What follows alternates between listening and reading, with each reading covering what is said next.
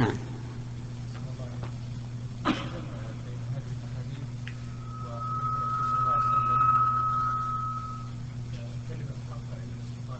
نعم،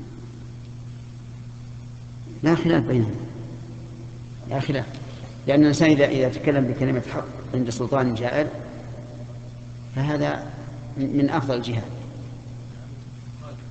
نعم. لا لا لا، ما هو ليس هذا معنى الانتقاد.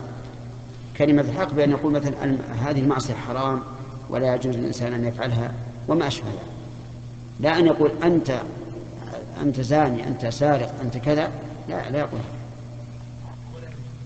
أو مثلا ما حصل للإمام أحمد رحمه الله، حيث يعلن بأن القرآن منزل غير مخلوق عند سلطان جائر، لكنه ليس يذمه ويقدح فيه ويقول أنت تقول إنه مخلوق،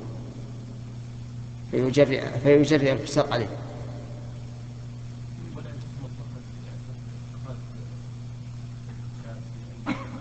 أبدا أبدا، لأن هذا يضر أكثر مما يضر.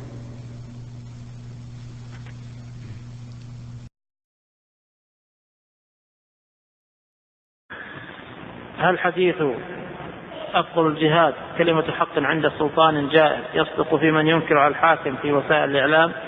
لا، الحديث يقول عند سلطان جائر، يعني مشافهة عنده، ما قال أنه ينكر عليه على المنابر وعلى الطرقات، يقول عنده.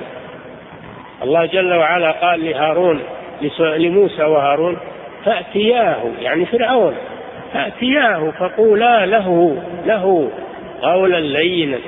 نعم.